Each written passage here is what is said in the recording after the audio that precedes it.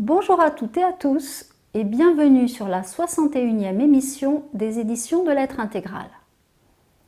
Fin 2014, la destruction du monde astral qui accueillait les âmes a accéléré la possibilité qu'a l'individu de se libérer de sa programmation. Mais en même temps, s'il ne se rend pas compte qu'il doit tenir les rênes de sa vie, il risque de perpétuer sa soumission aux énergies de sa programmation, mais aussi de toute autorité qui voudrait prendre le pouvoir sur lui. L'être humain, s'il ne change pas de canal pour penser et ressentir, ne pourra jamais déceler le vrai du faux et être dans la justesse. Il n'y a pas 36 possibilités.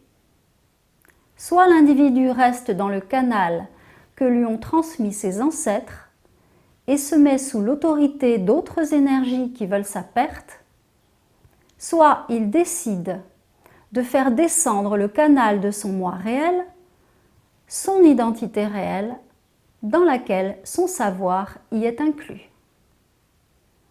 Le canal du savoir réel permet d'appréhender toute situation sans la moindre référence. Alors, les énergies ne s'accumulent plus. La vie peut circuler dans son mental, son émotion et dans son corps. Mais pour cela, il s'agit de faire un travail sur son ego, afin que celui-ci ne détourne pas les informations à son profit. Tant que l'individu cherche à retirer une gloire quelconque de savoir, il ne pourra pas lâcher son canal de référence et mettre la vie dans son nouveau canal. S'il ne s'entraîne pas à avoir des informations à travers ce canal, à chaque instant, il laissera perdurer la répétition du passé dans son mental, son émotion et dans son comportement. Il est tout à fait possible de lire et d'étudier des informations que les uns et les autres ont écrites sur tel ou tel sujet, mais à partir de son propre savoir, en vérifiant que les informations soient justes. Mais réfuter une information alors que la personne n'est pas en neutralité, c'est-à-dire qu'elle est parasitée par ses références, fige encore le mental inférieur et bloque le développement du supramental. L'individu est en proie à ses références depuis sa chute. C'est comme cela qu'il s'est engendré du karma.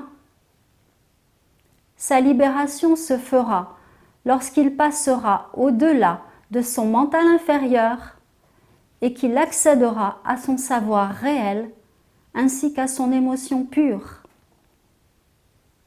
L'accumulation de tout son vécu dans son mental, son émotion et son corps, qui provoque son comportement, doit cesser pour laisser la place au renouvellement de ses énergies. La vie ne peut circuler si elle ne se renouvelle pas. Le passé rabâché endort les sens de l'individu. Le ressenti et la vision réelle ne s'appuient aucunement sur les enregistrements de l'individu. Pourquoi a-t-il autant de mal à le comprendre? Parce qu'il s'assimile à ce qu'on lui a transmis. Mais il a oublié qu'il s'est déjà incarné dans de nombreuses familles au cours de sa vie. Certes, il évolue dans ce qu'il vit au sein de sa famille, mais le but de l'incarnation est de se libérer du karma afin de générer la vie. Le mensonge cosmique a fait de gros dégâts. L'habitude d'être sous l'autorité d'entités qui l'ont dirigé pendant des millénaires lui ont fait oublier qu'il peut retrouver sa nature réelle. Il ne conçoit même pas que ces informations peuvent passer au-delà de ses connaissances apprises. le savoir ne pourra émerger si l'individu ne s'extirpe pas de l'autorité du passé sur lui. Le présent réel ne pourra émerger en lui s'il ne réalise pas que tout ce qu'il pense, ressent et fait n'est pas lui-même.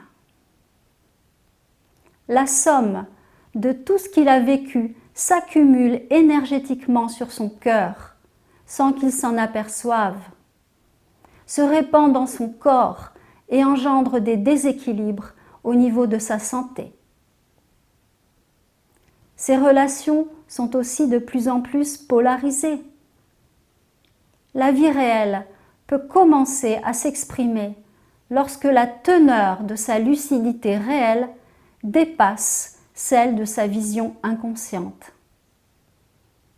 Les énergies venant de l'inconscient bloquent l'émergence du supramental et du ressenti de l'instant réel. Se concentrer sur ce qu'il vit sans que l'individu mette l'intention de se relier à son moi réel et sans faire un travail profond sur lui, ne fait que renforcer l'inconscient inscrit en lui. On ne vit pas dans l'instant lorsque l'on est pétri de mémoire. L'être humain a peur de lâcher ses références parce qu'il pense qu'il va mourir et qu'il n'aura plus d'existence s'il le fait, alors que c'est le contraire. Merci de m'avoir écouté. À bientôt.